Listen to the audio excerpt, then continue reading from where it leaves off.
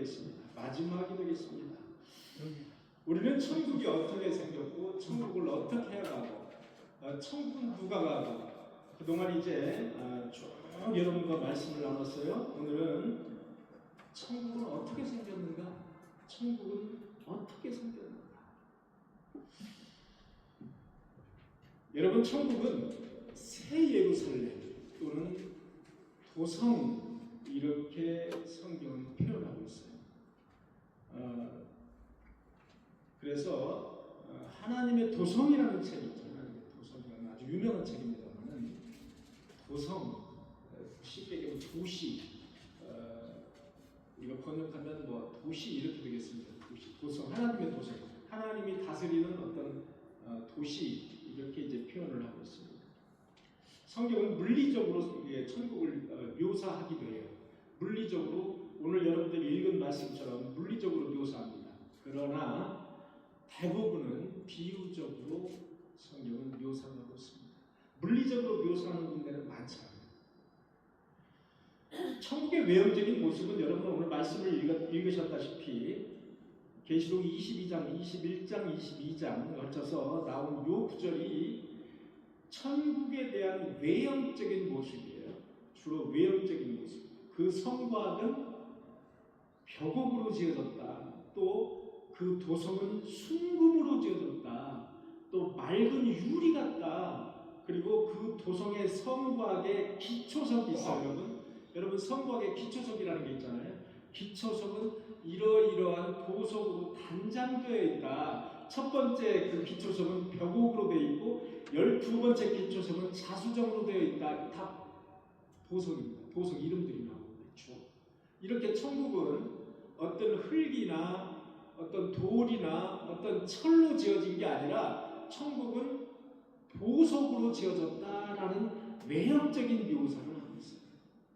이것도 마찬가지로 우리 인간이 보기에 값어치가 있고 값진 곳이다라는 표현을 하기 위한 비유적인 말씀일 수도 있어요. 그러나 우리가 모든 것을 비유적으로 풀이할 수는 없습니다.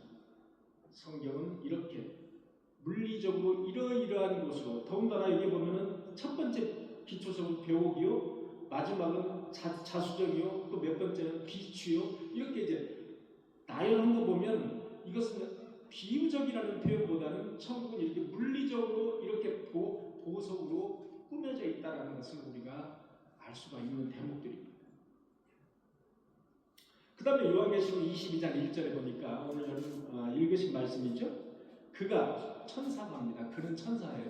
그가 수정같이 맑은 생명수의 강을 내게 보이니 천사가 수정같이 맑은 이제 요한이 이제 천국의 천사에 이끌려서 천국에 가서 보는 거예요. 천국이 어떻게 생겼는지 보는 거예요. 지금 수정같이 맑은 생명수의 강을 천사가 내게 보이니 하나님과 어린 양의 보좌로부터 나와서, 그게 하나님과 어린 양의 보좌로부터 나와 길 가운데로 흐르더라. 뭐가? 생명수의 강이. 이게 약간 비유적입니다. 이게 약간 비유적인 표현. 뭐 생명수의, 여기부터 비유적인 표현이죠. 생명수, 이것도 비유적인 표현이에요. 생명수의 강을 내게 보이는데 하나님과 어린 양의 보좌로부터 나와 길 가운데로 흘러 넘치는 거예요. 강 좌우에 생명나무가 있어서, 강 좌우에 생명나무가 있어서 12가지 열매를 맺고 있다. 달마다 그 열매를 맺고 그 잎사귀들은 만국을 칠하기 위하여 있더라. 이 말씀을 여러분 풀이하기 위해서는 여러분 한 시간, 2시간 정도 가져야 돼요. 그래서 제가 이 말씀에 대해서는 나중에 하기로 하고, 생명나무에 달마다 12가지 열매가 맺렸다는 뜻은 무엇인가? 이 부분에 대해서 한두 가지만 여러분과 함께 보려고 합니다. 생명나무에 달마다 열리는 12가지 열매가 열렸다. 이 얘기 무슨 뜻입니까? 하늘나라에서는 끊임없이 하나님의 축복과 하나님의 은혜가 공급되어진다는 사실을 비유적으로 설명하는 게 바로 이 대목입니다. 생명나무가 있는데, 생명나무, 여러분 생명나무, 성경에 어디에 생명나무가 나오죠? 창세기 나옵니다. 창세기. 아담이 죄를 짓고 저놈이 선악과 나무의 열매를 따먹었잖아요. 그런데 생명나무까지 근접할까봐 두려워. 걱정이 되는 거예요. 성경에 보면은 여호와 하나님이 그런 대목이 나와요.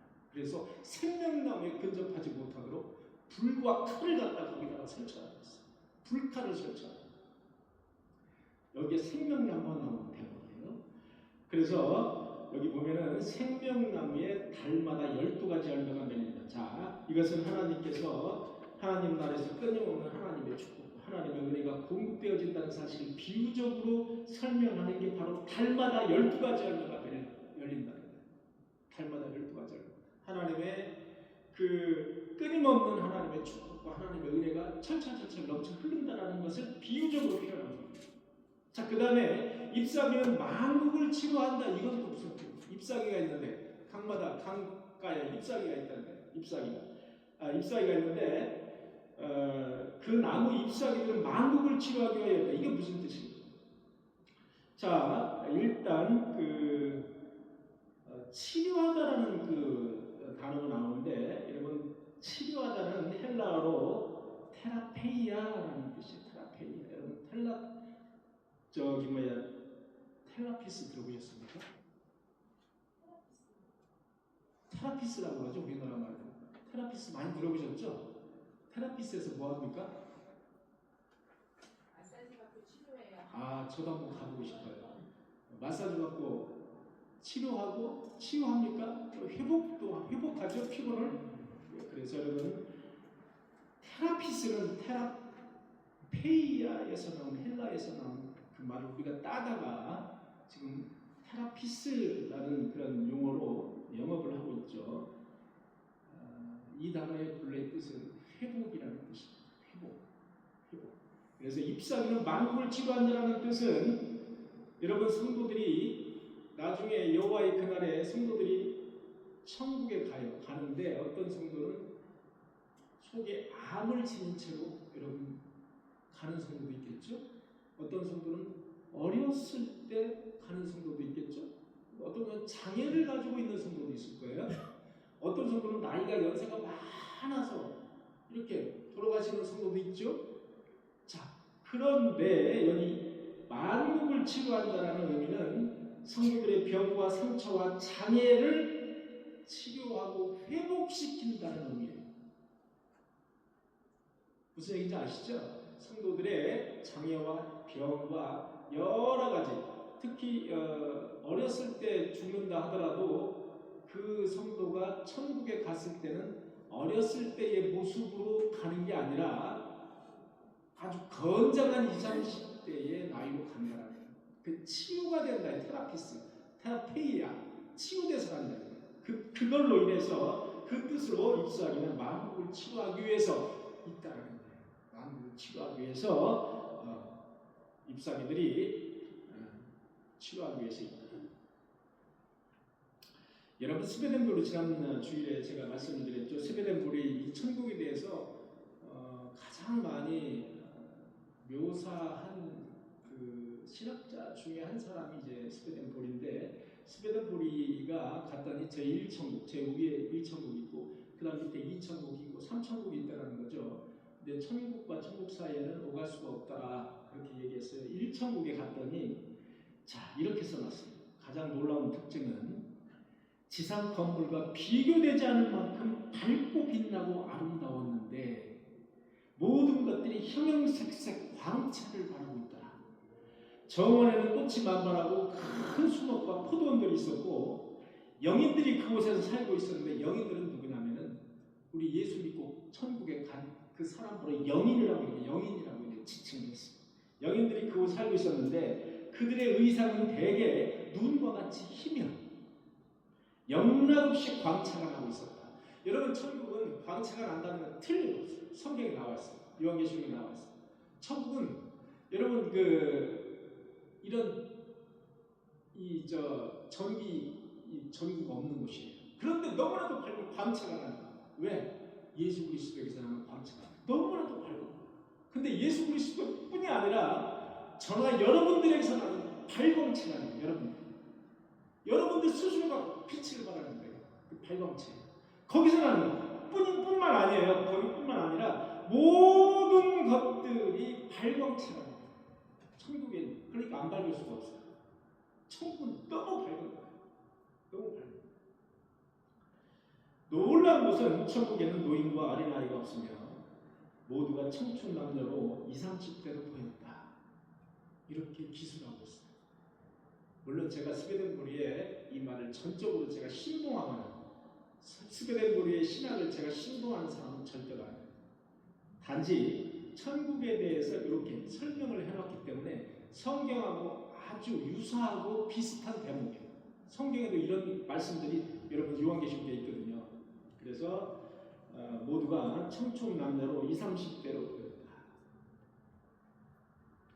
여러분 연세가 70, 80, 90 되신 여러분들, 나 죽으면 나 천국에 가서 나 지금 나이가 80인데 80인 조정장 원사님 나이가 연세가 지금 88세예요. 맞으시죠? 자, 조정장 원사님 천국에 가셨는데 나 힘도 없고 이렇게 늙고 이렇게 볼품없는 모양으로 나 천국에 가서 누가 이거 나를 좋아해주나 이렇게 걱정해 보신 적 있죠? 없으세요? 왜냐하면 천국은 20, 30대에 가장 아주 아름다운 미모로 나타난다. 가장 아름다운 미모. 뚱뚱한 사람은 날씬해 보이게. 뚱뚱한 사람도 관계없어요. 뚱뚱한 사람도 아주 가장 아름다운 형태로. 여러분 그 스웨덴 교리의 책을 읽어보면 이런 말이 있어요. 올라갔는데 특히 여성들은 너무 아름다워가지고 황홀할 지경이 없다는 거예요. 모든 여성들이 너무 아름답더라고요. 여러분 걱정하지 마세요. 이 세상에서 혹시 나 좀 못나게 내가 낳았어. 난 볼품 없어. 걱정 마세요. 천국에서는 너무 황홀해. 너무 이쁜 모습, 아름다운 모습으로 발광체가 되는 거예요. 발광체가 돼서 너무 화려한 모습으로 나타나는 거예요. 그게 바로 천국이에요. 사랑하는 성도 여러분, 천국은 죽음이 없고 슬픔도 없는 곳입니다. 모든 것들이 광채가 있는 곳이고, 사랑하는 성도 여러분 스스로 빛을 내는 광채, 발광체예요. 여러분, 저와 여러분들도 모두 발광체임을 믿으시길 바랍니다. 아름답고 그리고 정말로 멋있는 그런 사람으로 우리가 다시 태어나는 거예요. 자, 그 다음에 천국에서의 삶을 여러분 보도록 하겠습니다. 천국에서는 도대체 뭘 하면서 사나? 뭐 하는 것도 없이 심심할 것 같은데, 어떤 분은 그래요. 농담으로 천국에 가면 심심할 것 같아요. 그래서 내가 천국에 안 가고 지옥에 가서 좀 이렇게, 지옥에 가면은 뭐 뜨겁다고도 하고 차갑다고도 하고 하니까 거기는 이제 뭐 좀 지옥이 더 좀 이렇게 좀 다이나믹하면 좀 낫지 않을까, 이렇게 얘기하는 사람도 제가 들어봤어요. 그런 사람도 있대요. 그런데 여러분 천국에 가면 첫째 하나님과 직접 페이스 투 페이스, 직접 대면하는 곳이에요. 천국은 하나님과, 여러분 우리는 직접 하나님과 대면할 수 없어요. 지금은 직접 하나님과 대면하고 교제하는 것이에요. 하나님을 얼굴과 얼굴대로 보는 것이에요. 요한계시록 22장 4절을 보니까 그의 얼굴을 볼 터이, 그가 누구예요? 하나님의 얼굴을 직접 본다는 거예요. 그게 천국이에요. 자, 고린도 13장 12절에 보니까 이런 말씀이 있어요. 지금은 거울로 보는 것 같이 희미하나 그때는 얼굴과 얼굴을 대면하여 볼 터이. 얼굴과 얼굴을 대면해서 보는 거예요. 하나님의 얼굴을 보는 거예요. 지금은 여러분 볼 수 없습니다. 여러분 지금은 왜 못 볼까요? 죄인이라고 봅니다. 죄인인 상태에서 하나님을 보게 되면 어떻게 돼요? 즉사하는 거예요. 즉사하지 않은 사람이 누가 있어요? 사도 바울이 있어요. 즉사하지 않았어요. 근데 뭐 했어요? 눈이 멀어버렸어요. 하나님의 얼굴을 직접 대면했어요. 성경에 보면 다메섹에서 이스라엘 백성들, 하나님을 믿는 백성들을 죽이러 이제 올라갔어요. 군대를 끌고 올라가다가 다메섹에서 발광체, 예수 그리스도를 보게 된 거예요. 이 발광체, 너무 밝은 발광체를 보다 보니까 눈이 멀어버렸어요. 성경에는 분명히 하나님의 얼굴을 봤다, 그렇게 기록되어 있습니다. 그런데 대부분의 그것은 정말로 특별한 예외고요. 대부분의 우리들은 죄인이기 때문에 하나님을 보면 즉사, 우리는 즉시로 즉사 죽는 거예요. 여러분 출애굽기 33장 20절에 보니까 이런 말씀이 있죠. 나를 보고 살 자가 없으리라. 나를 보고 살 자가 없으리라. 죽는 거예요. 하나님의 얼굴을 보게 해달라고 여러분 기도하지 마세요. 나 죽게 좀 해주세요. 그 똑같은 거예요. 하나님의 얼굴을 여러분 보여달라고 하지 마십시오. 그것은 천국에 가서 자연스럽게 하나님의 얼굴을 볼 수 있어요. 죄 있는 인간의 상태로는 감당할 수 없는 거예요. 그래서 여러분 간접적인 방법으로 하나님이 여러분들 저와 여러분들에게 보여주고 있는 것들이 있어요. 구약에 보면은 구름 기둥으로 나타나신 거예요. 구름 기둥으로, 그죠? 그 다음에 불 기둥으로도 나타나시고 간접 형태로 나타나시고 그 다음에 언약궤, 하나님의 인재를 뜻하는 언약궤에 나타나셨어요. 언약궤, 하나님의 인재를 나타내는. 그 다음에 마지막으로 누구를 통해서 나타나셨습니까? 예수 그리스도를 통해서 나타나신 거예요. 예수 그리스도. 예수. 그렇게 하나님은 간접적인 방법으로 우리에게 나타나신다는 사실을 여러분들이 기억하시기 바랍니다. 천국에서의 삶은 인격과 그리고 기억은 모두 유지가 됩니다. 서로 알아도 봐요. 알아도 봅니다.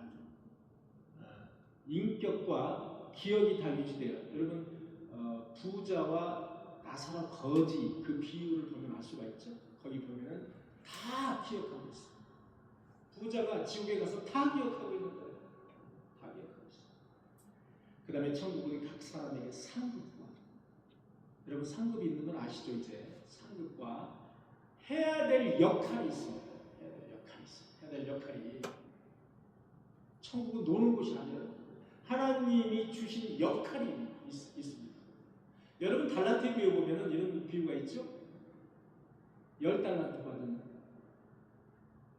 그 종과 5달란트 받은 종과 그 다음에 1달란트 받은 종이 있죠. 여러분 10달란트, 5달란트 받은 종은 나는 너에게 적은 것을 맡겼으니 앞으로 너에게 무엇으로? 많은 것을 맡기겠다. 많은 것을. 천국은 이렇게 많은 것을 맡기는 곳이에요. 그렇다고 노동하는 곳은 아니라 감당할 수 있을 만큼의 많은 것을 역할이 주어지는 곳이에요. 여러분 장로님 한 분이 죽어서 천국에 가게 됐어요. 장로님 한 분이 죽어서 천국에 가서 보니까 어느 집사님 한 명이 천국에 왔어요. 아는 집사님. 아는 집사님이 우리 이승희 집사님이 천국에 있죠. 가보니까 이승희 집사님이 천국에 와 계시네. 그런데 아주 진수성찬에 아주 고한 대접을 이제 받고 있는 것을 봤어요. 그래서 이 장로님 혼자 생각했어요.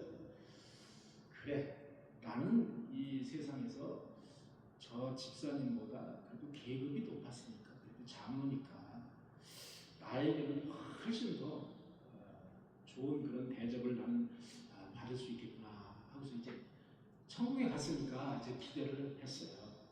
근데 아무리 기다려도 시간이 지났는데도 음식을 자기에게 대접하는 천사가 없는 거예요. 그래서 장로님이 천사를 불렀어요. 그래서 따졌어요. 뭐라고 따졌느냐?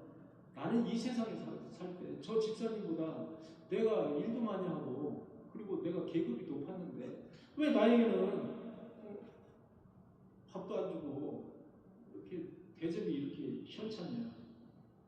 그랬더니 천사가 하는 말이 장로님에게는 셀프입니다. 이러더라고요. 장로님에게는 셀프입니다. 갖다 직접 먹으라는 거예요. 장로님은 화가 나가지고 꼭 참고 있어요. 그러다가 뒤에를 보니까 누가 앉아있냐면 송도천 목사가 있네. 목사가 있는 거예요. 그래서 이제 목사님은 또 이제 이 장로님 생각에는 그래도 목사님 나보다는 그래도 또 이제 직분이 더 높으니까 목사님은 어떨까? 목사님 어떻게 이제 천사들이 대접하는지 봤더니 천사들이 목사님에게 이러더라고요. 목사님, 저 빨리 짜장면 배달해 오세요. 이러더라고요. 자, 이게 무슨 얘기인가요? 여러분, 천국은 이 세상에 특히 교회에 맡은 직분이나 어떤 여러분들이 생각하는 계급과는 전혀 관계가 없는 그런 곳이라는 거죠. 목사가 오히려 천국에 가서 가진 허드렛 일을 할 수 있다. 집사가 오히려 진수성찬 대접을 받을 수 있는 그런 곳이 바로 천국이에요. 물론 아닐 수도 있지만 그런 계급과 전혀 직분과 관계가 없다. 상반될 수 있고 뒤바뀔 수 있다. 나는 목사니까 나는 장로니까 천만의 말씀이다. 천만의 말씀. 사랑하는 성도 여러분, 개척교회에서 열심히 봉사하십시오. 그게 바로 천국에서 큰 상을 얻는 지름길임을 저는 믿습니다. 여러분, 천국에서의 몸의 상태는 어떨까요? 천국에서의 몸의 상태는 영혼만 천국에서 움직이는 걸까요? 그렇지 않습니다. 천국은 육체와 천국이 같이 움직이는 곳이에요. 여러분, 예수님이 부활하실 때 영혼만 부활했습니까? 육체와 같이 부활하는 거예요. 육체와 같이. 똑같은 거예요. 그거 똑같은 거예요. 육체가 썩지 않습니다. 그러나 육체가 썩지 않고 육체는 병들지 않아요. 늙지도 않습니다. 죽지도 않아요. 대신에 영원히 사는 곳이에요. 영원히. 그게 천국입니다. 영원히 사는 곳이에요. 그게 언제 결판나요? 우리에게 인생이라는 삶을 주어진 이 시간에 결정난다는 사실을 여러분들 아셔요. 이거 끝나면 끝나는 거예요. 이제 다른 기회 없어요. 여러분, 천주교인들은 뭐라고 하는지 아세요? 중간연기, 연옥이 있다는 거예요. 사람이 죽으면 연옥으로 간다는 거예요. 천국으로 안 가고 연옥으로 가서 연옥이 있는데 연옥에 가서 거기서 이제 죄 지은 만큼 100년이든 1000년이든 거기서 노동을 하든 뭐 죄의 값을 치른다는 거예요. 그 다음에 이제 천국으로 올라갈 사람 올라간다는 거예요. 그래서 중간 연계에 있는 이 연옥에 있는 사람들을 위해서 밑에 있는 자녀들이 헌금도 하고 빌고 묵주도 돌리고 막 이렇게 해서 한 뭐 100년쯤 징계를 받은 분을 한 90년쯤 탕감하고 10년 정도만 있다가 천국으로 갈 수 있도록 이 지상에서 열심히 빌 수 있다라는 거예요. 그 주장을 하고 있는 게 천주교예요. 아주 궤변을 하고 있는 겁니다. 성경에는 전혀 그런 얘기가 없어요. 전혀. 돈 거들라고 하는 거예요. 여러분, 천주교에서 돈 거들라고 하는 그 계획들이 되게 많은데 그 중에 하나가 이 연옥사상. 그래서 천주교인들이 돌아가시면은 여러분들 다 그런 건 아니에요. 그러나 좀 여유가 있는 분들은 방을 2개 빌립니다. 2개 빌려서 방 하나는 고인을 모시는, 그 다음에 또 옆방에서는 이 연옥에 가 있는 우리 엄마 아버지를 위해서 묵주 돌리고 거기에서 기도하고 그러고 있어요. 여러분 그거 보셨어요? 저는 그 현장을 봤기 때문에 여러분들에게 말씀드릴 수 있는 겁니다. 전혀 아니다. 전혀 아니다. 내가 천국에 가고 내가 지옥에 가는 것은 우리에게 주어진 인생이라는 이 시간, 이 시간을 어떻게 사느냐에 따라서 내가 천국에 가고 지옥에 가고, 천국에서 내가 천사들로부터 진수성찬을 대접받을 수 있고, 내가 아니면 짜장면 심부름만 할 수 있고, 이렇게 다르다는 거예요. 그것은 우리의 삶이 주어진 이 삶 속에서 우리가 잘 살아내야 된다는 거죠. 우리에게 주어진 이 삶을 정말 하나님을 모시고 믿음으로 잘 지켜낼 수 있는 저와 여러분들이 되시기를 간절히 축원합니다. 천국에서 가족들을 다시 만날 수 있는지 궁금하시죠? 천국에서 가족들을 다시 만날 수 있습니까? 없습니까? 있어요. 야, 가본 것처럼 말씀하셨어요. 갔다 오셨나봐. 천국에 있습니다. 맞습니다. 뭘 보면 알 수 있어요? 부자와 나사로를 보면 알 수 있어요. 여러분, 부자와 나사로 같이 죽었어요. 나사로는 아마 하나님을 믿는 사람이었던 것 같아요. 천국에 갔어요. 부자는 떵떵거리고 돈만 믿었어요. 여러분, 지옥에 갔어요. 지옥에 가서 봤더니 다 기억하고 있어요. 내 앞에서, 우리 집 앞에서 떨어진 그 생선 부스러기만 먹던 나사로가 천국에 와 있는 것까지 다 기억하고 있는 거예요. 그런데 거기에서 보니까는 너무 뜨거워. 너무 더워. 여러분, 인간이 1도 2도만 덥잖아요. 우리 체온보다 1도 2도만 더우면 인간 살 수 없어요. 다 벗어 제체로. 얼마나 뜨거웠겠어요. 이 부자가. 그러니까 너무나 목이 말린 거예요. 목이 마르니까 아브라함한테 뭐라 그래요? 아브라함이야, 저 나사로를 나사로를 나한테 좀 보내서 손끝에 찬물 좀 나한테 찍어서 내 혀에 대해서 찍어주십시오. 그러니까 천국과 지옥은 느낄 수 있는 곳이에요. 감정도 느껴요. 기억력도 다 있어요. 인격도 있는 곳이에요. 그리고 더 나아가서 뭐라 그래요? 이 강이 너무 넓어가지고 내려갈 수 없다. 너한테 갈 수 없다. 그랬더니 그러면 저 나사로 좀 시켜서 우리 가족이 다시는 나처럼 지옥에 오지 않도록 하나님 좀 잘 믿을 수 있도록 좀 권고 좀 해달라고 그러잖아요. 이걸 보고 뭘 알 수 있어요? 인격도 있고 기억력도 있고 다 생각할 수 있는 거예요. 지옥에 가도 다 생각할 수 있다는 걸 알 수가 있는 거예요. 바로 부자와 나사로를 보면 다 알 수 있다. 그렇게 보여줍니다. 가족을 다시 만날 수 있는가? 가족을 다시 만날 수 있습니다.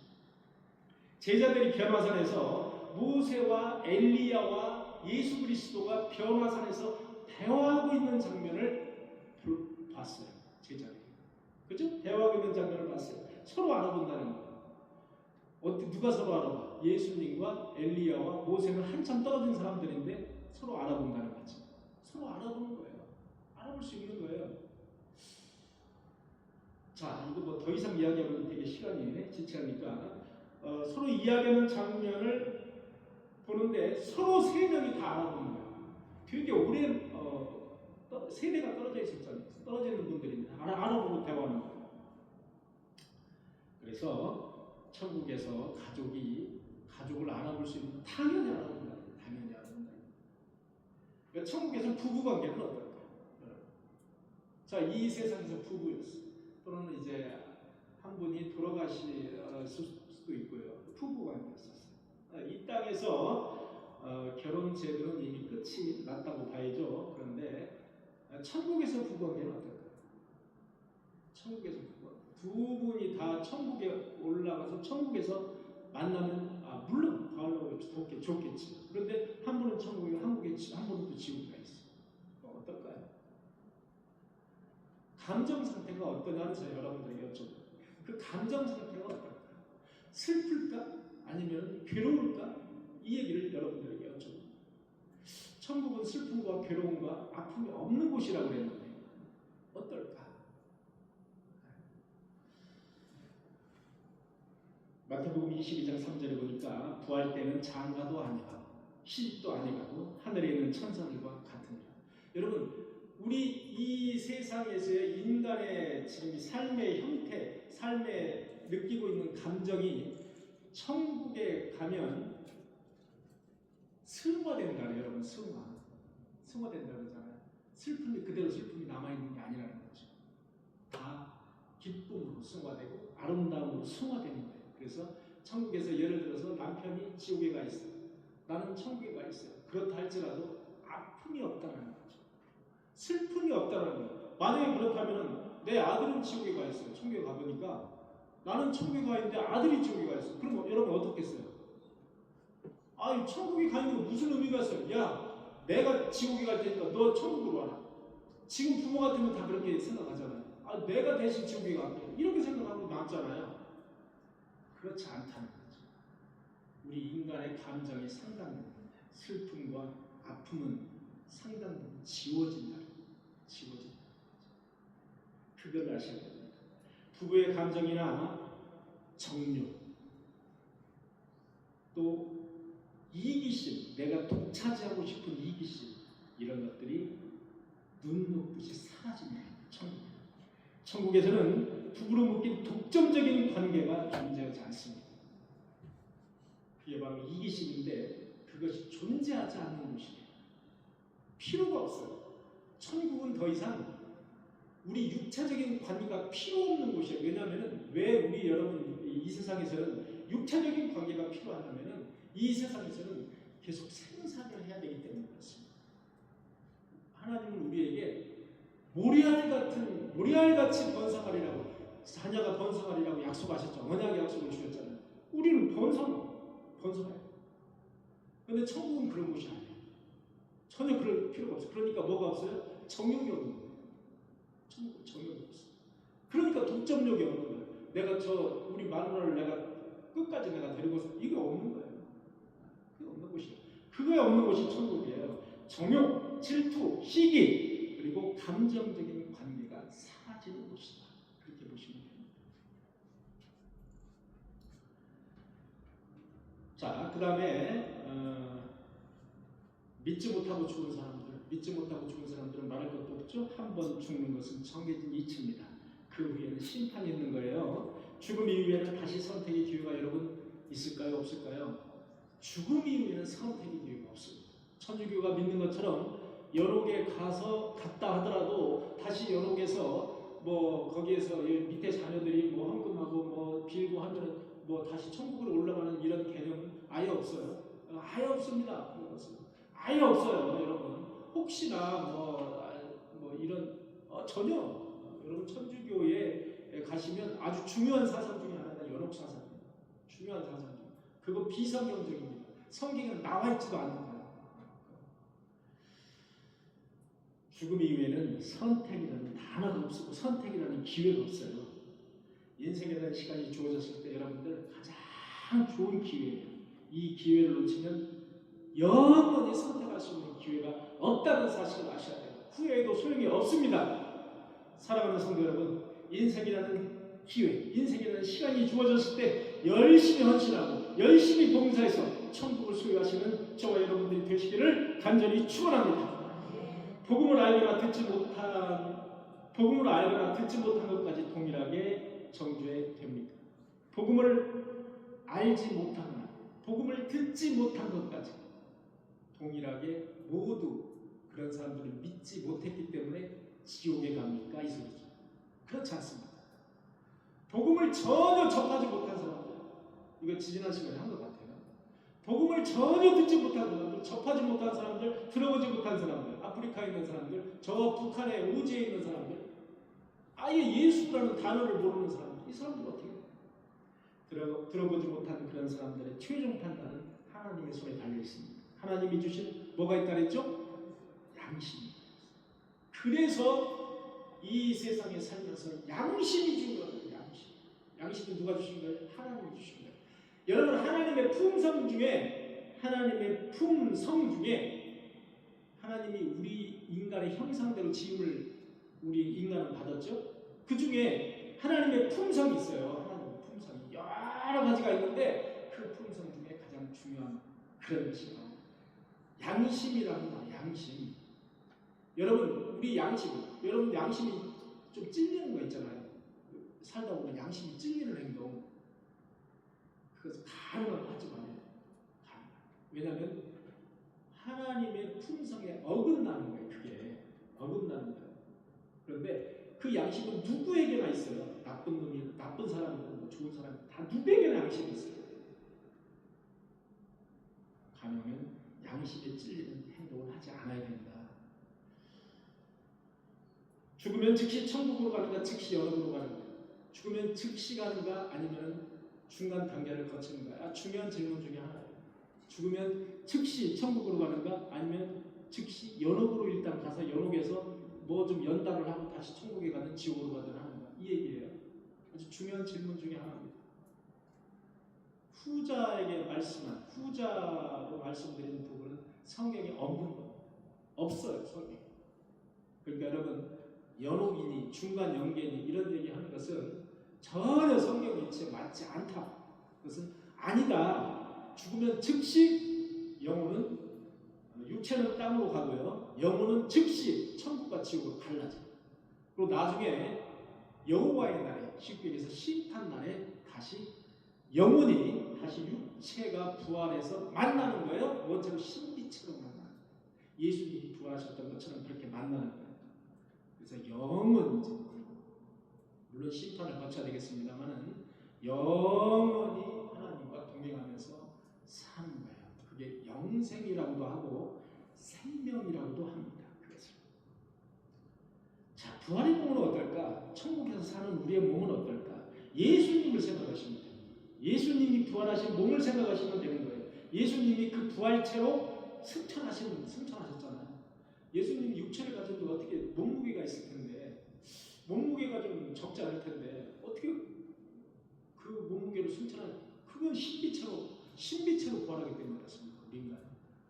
그래서 그것과 관계없이 부활의 몸은 신비체로 시공을 초월합니다. 예수님도 시공을 초월하셨죠?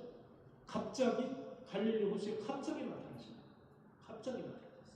그리고 그 제자들이 막 예수 믿는 사람들을 잡아 죽이려고 당시에 로마 군인들이 잡아 죽이고 막 고발하고 막 이렇게 하는데, 그러니까 제자들이 꽁꽁 다락방에 숨었잖아요. 갑자기 나타나시는, 문도 안 열고 나타나시는 거예요. 시공을 초월한다 이렇게 보면 됩니다. 여러분 부활에 보면 시공을 초월한다. 천국과 지옥을 다녀오신 분들의 책을 읽어보면 공통점이 있어요. 공통점이 뭐냐? 천국은 내가 생각하면 그곳에 가 있는 거예요. 아무리 뭐라고 내가 거기 좀 가야 되겠는데 기차 타고 뭐 자동차 시동 걸고 뭐 이게 아니죠. 그냥 생각하면 거기로 가 있는 거죠. 생각하면. 그리고 뭐 빨래를 해야 될까요? 안 할까요? 천국은 빨래.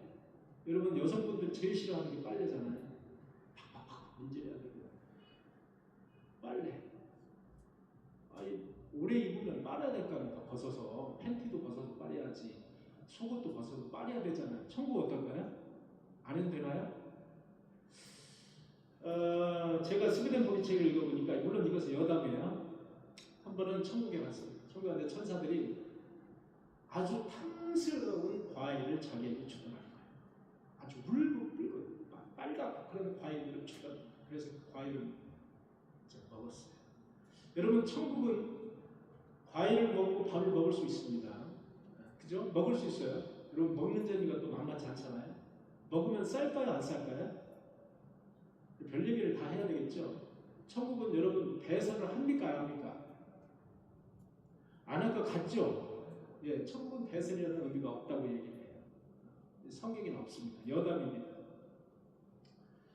스웨덴보리가 이제 천사들로부터 대접을 받았어요. 과일 대접을 받았어요. 빨간 과일이 너무 탐스러워서 빨간 과일을 꽉 깨물었는데 탁 튀었어요.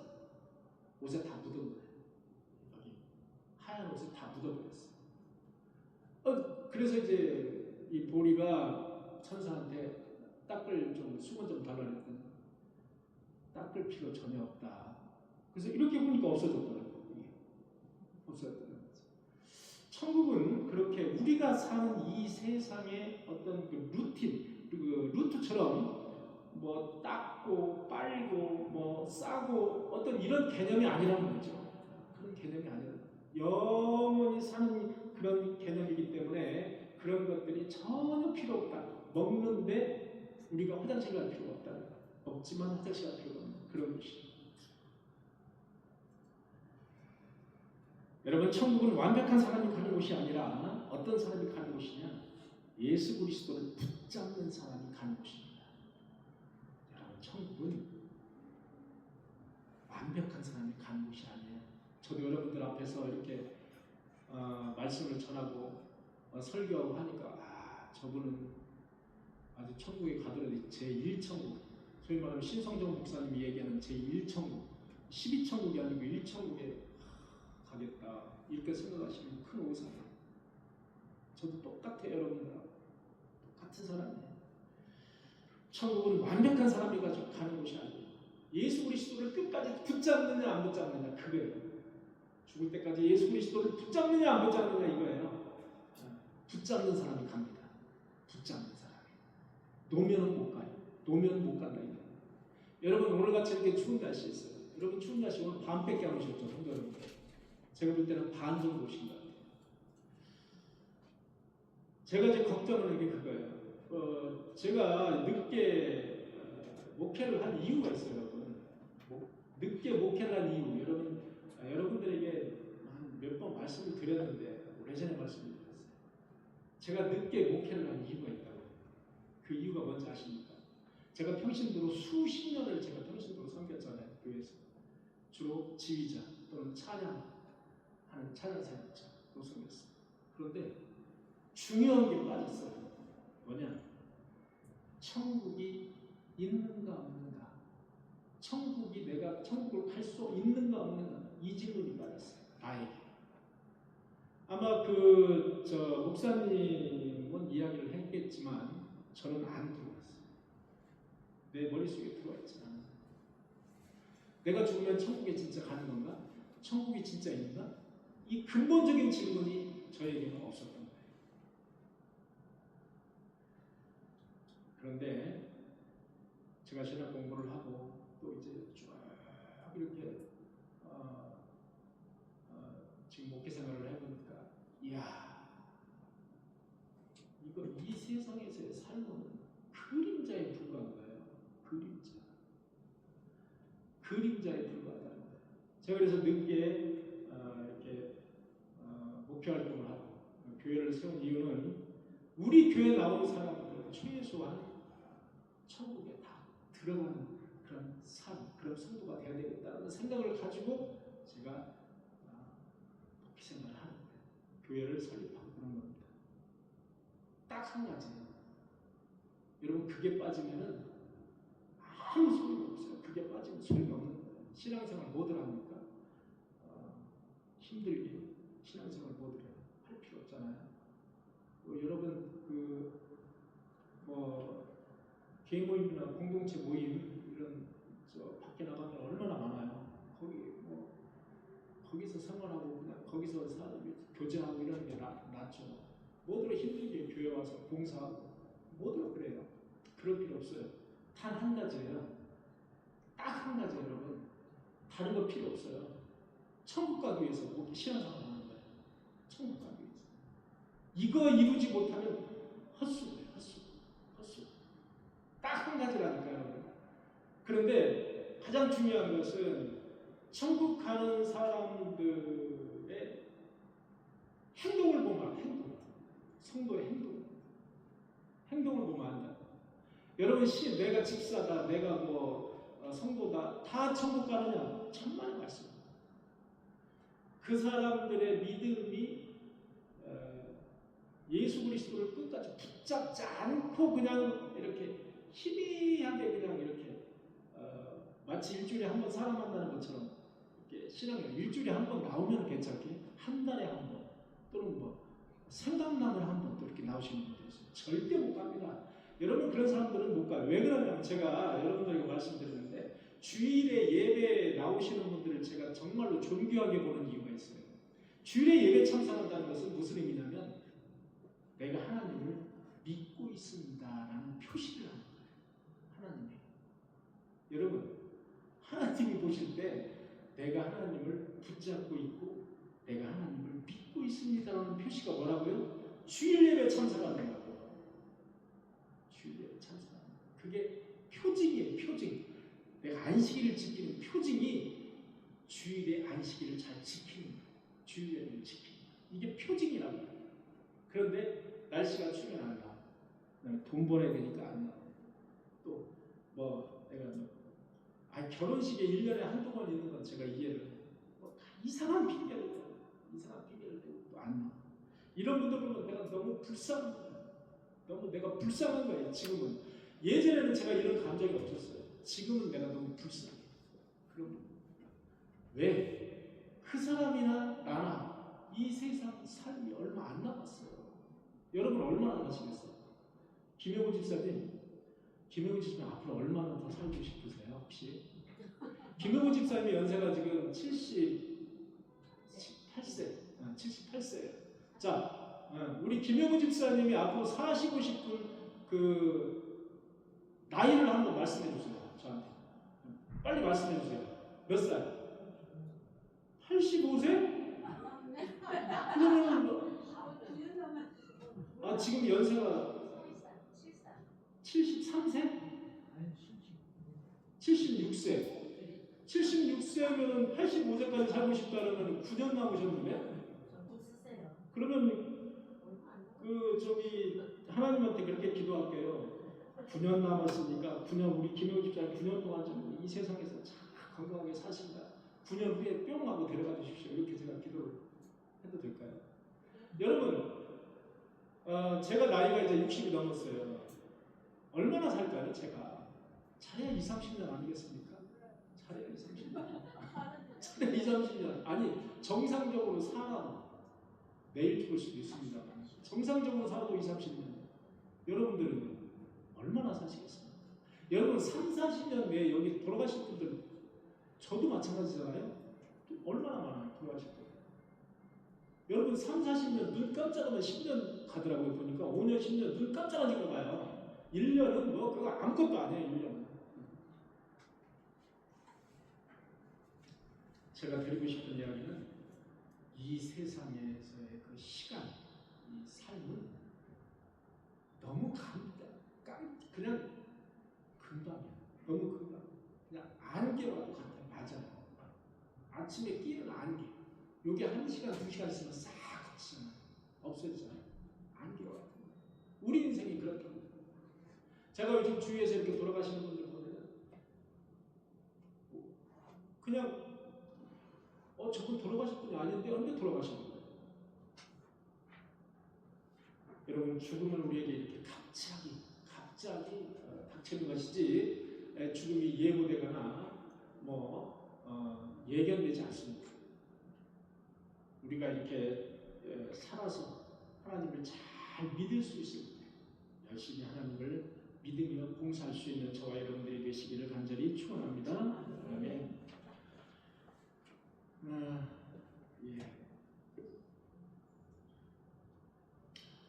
자, 한 10분만 더 할 수 있도록 하겠습니다. 믿음 안에서 죽은 가족들 천국에서 다시 만날 수 있는가? 천국에서 다시 만날 수 있습니다. 천국에서 다시 만나는데 천국에 갔을 때는 슬픔이 없습니다. 천국에서는 아픔이 없어요. 내 가족이 예를 들어서 지옥에 있다 하더라도 슬픔이 없는 거예요. 슬픔이 승화되는 거죠. 그러니까. 슬픔이 없고 아픔이 없는 거예요. 그게 천국이에요. 만약에 슬픔과 아픔이 있다면 천국에 가는 의미가 없어요. 계속 영원토록 아플 거니까. 그러니까 그런 아픔이 치유된다고 보시면 되겠습니다. 치유된다. 그렇게 보시면 됩니다. 결혼 관계는 더 이상 이 땅의 형태로 유지되지 않는다. 이 세상의 욕정과 번식에 대한 욕망이 필요 없다. 천국은 필요 없다. 그러나 천국에서 부부가 만났는데 멀뚱멀뚱 저 사람이 누구더라?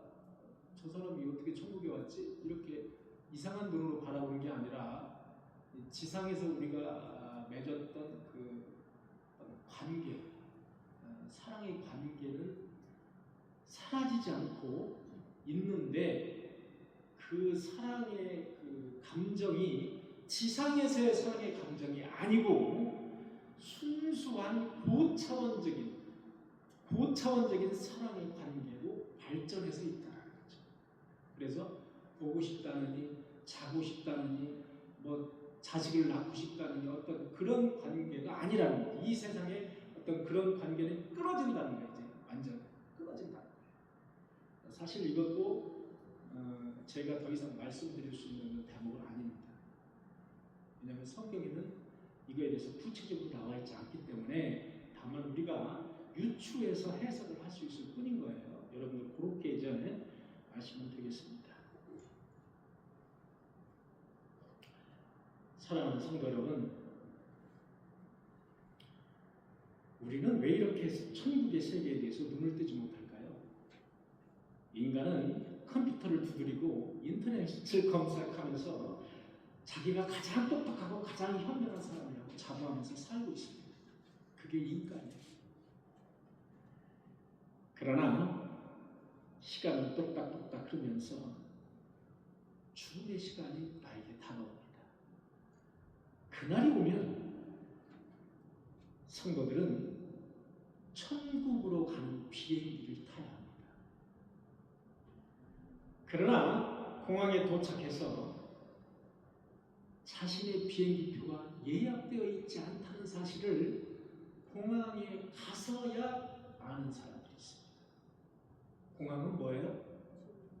임종을 의미하는 거예요. 죽음을 의미하는 겁니다.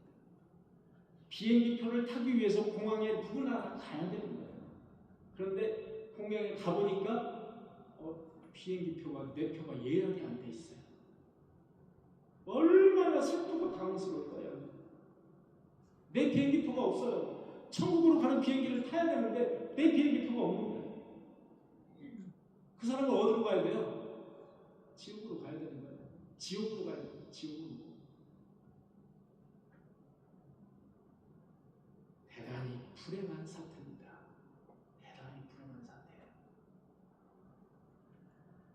이런 대단히 불행한 사태를 막기 위해서 오늘 또 제가 여러분들에게 이렇게 설교로나 말로나마 여러분들에게 말씀드리고 있는 거예요.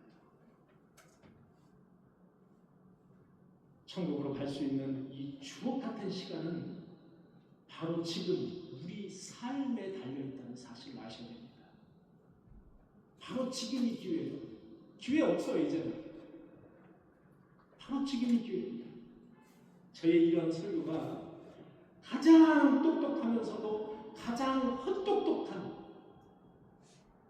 그런 이방인들, 또 그런 신자들, 그리고 똑똑하다고 자부하면서 과학을 우상으로 섬기는 이 세상 사람들에게 그 우매함을 일깨워주는 그런 설교가 되기를 간절히 소망합니다. 기도하겠습니다. 주님, 우리가 이 세상에 일생이라는 삶을 살면서 하나님을 부여잡고 이 세상을 살 수 있게 하여 주옵소서. 그래서 우리가 공항에 갔을 때 예약된 비행기, 천국 비행기표를 우리가 예약해서 천국으로 모두 갈 수 있는 우리 인도원 꿈의 성도들이 다 되게 하여 주시옵소서. 예수 그리스도의 이름으로 기도하옵나이다. 아멘.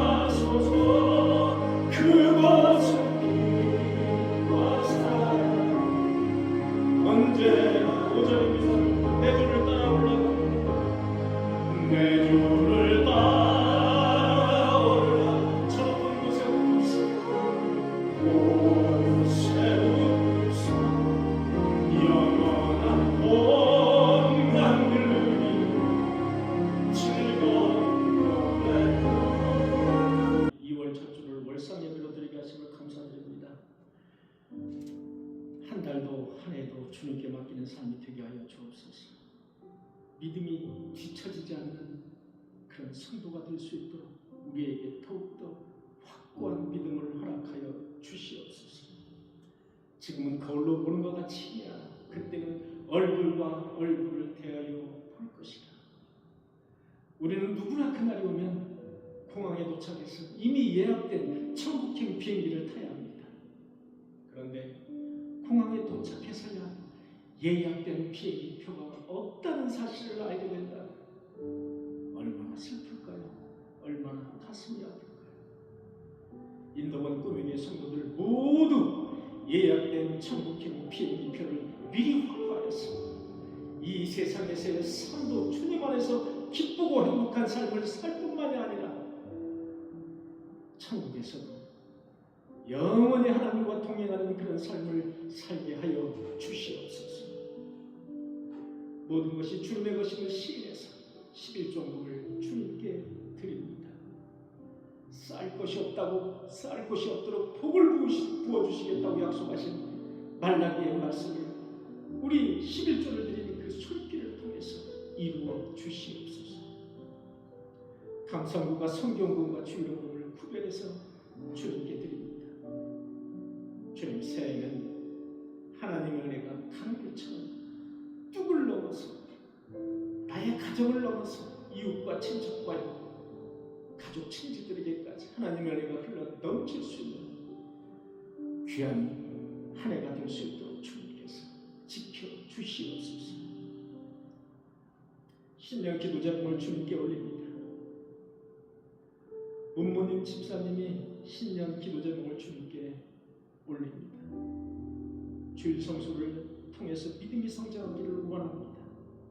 주일 성수를 잘 하시고 또한 주일의 말씀을 통해서 더욱더 믿음이 날로 성장해서 천국행 비행기표를 예약할 수 있는 집사님이 되게 하여 주시옵소서.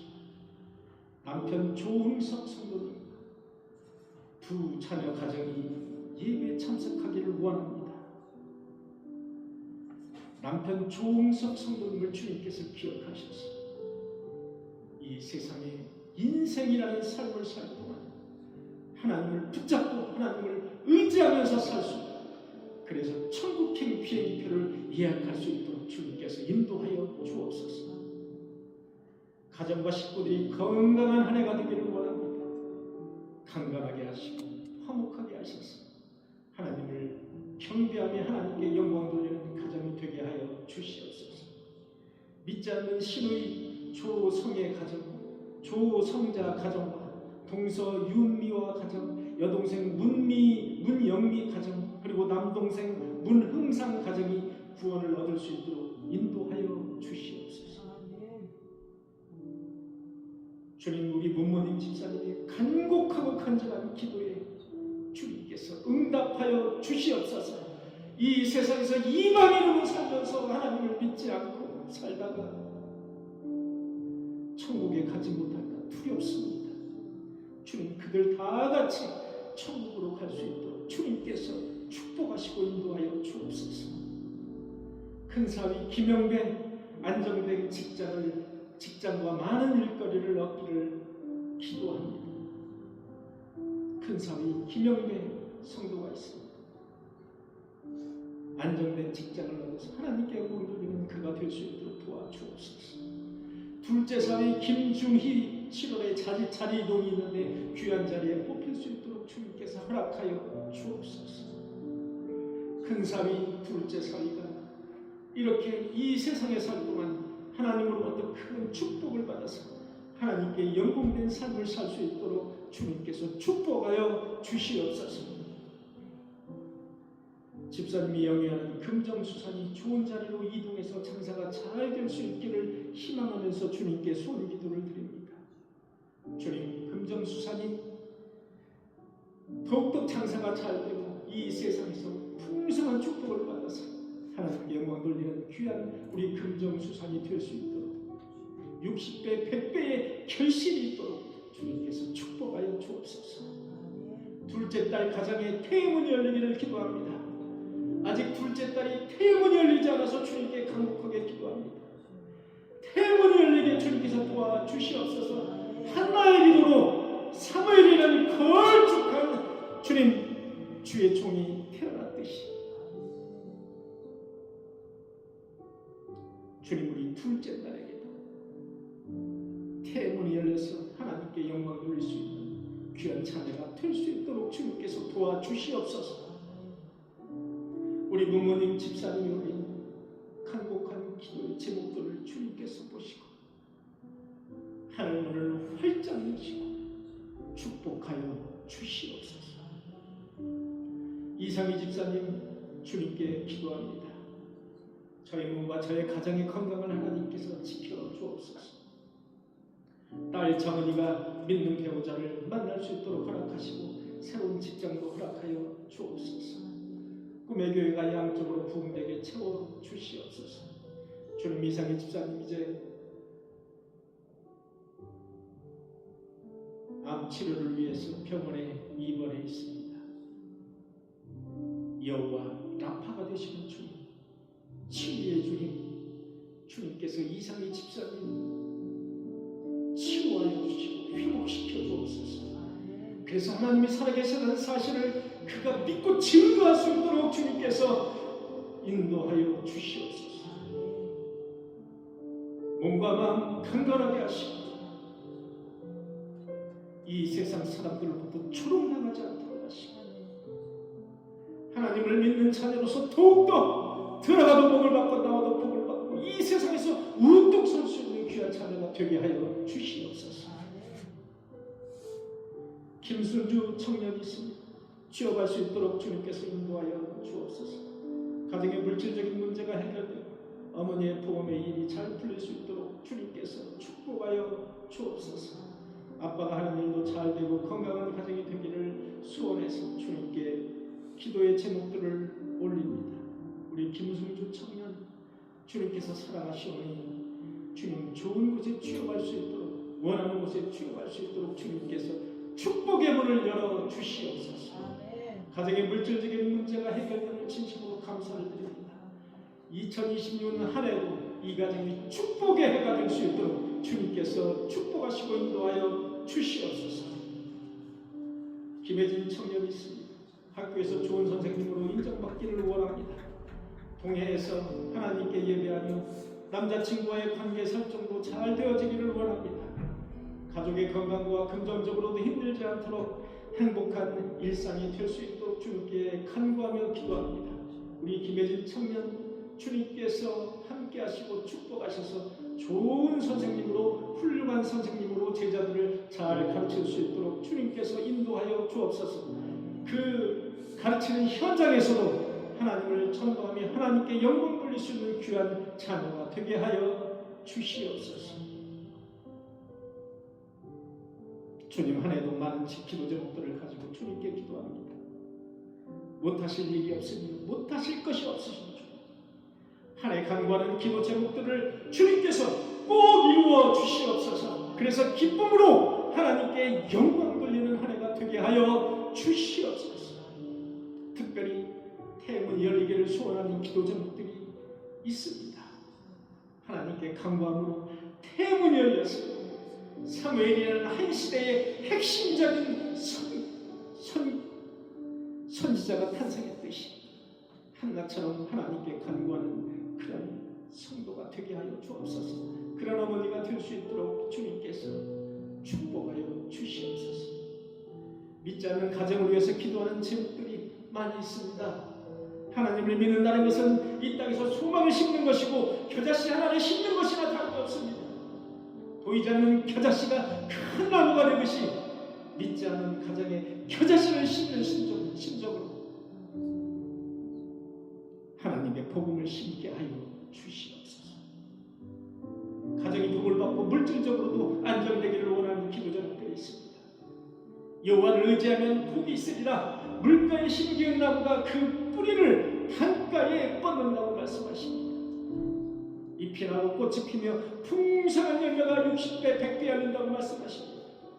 주님, 하나님을 믿는 가정들이 들어가도 복을 받고 나아가도 복을 받는 가정들이 되게 하시고 그 가정에 기쁨의 샘물이 넘쳐나는 가정들이 되게 하여 주시옵소서. 특별히 수술을 앞두고 있는 우리 박형수 권사님이 있습니다. 그리고 항암 중에 있는 우리 집사님이 있습니다. 수술 후에 퇴원하여 요양 중에 있는 성도님도 있습니다. 생명을 죽이기도 하시고 생명을 살리기도 하시는 주님께서 우리 박형수 권사님 남아있는 수술이 잘 되어서 주님께서 치유의 광선을 쏘아 주시옵소서. 항암 중에 있는 집사님에게도 주님의 치유의 광선을 발하여서 치유함을 받게 하여 주시옵소서. 예배를 위해서 힘쓰고 애쓰는 성도들이 많이 있습니다. 그 손길마다 주님께서 축복하여 주시옵소서. 주님이 현금이 사용될 때마다 풍성한 열매가 열리듯 30배, 60배, 100배의 열매가 열리고 이 인동원 꿈의 교회가 부흥되는 역사가 있게 하여 주시옵소서. 이제는 우리 구주 예수 그리스도의 은혜와 하나님 아버지의 극진하신 사랑과 성령님의 교통하심, 여기 모여 예배하는 모든 성도들 머리 위에, 가족 위에, 자녀 위에 지금부터 영원토록 함께 하시기를 간절히 축원하옵나이다. 아멘.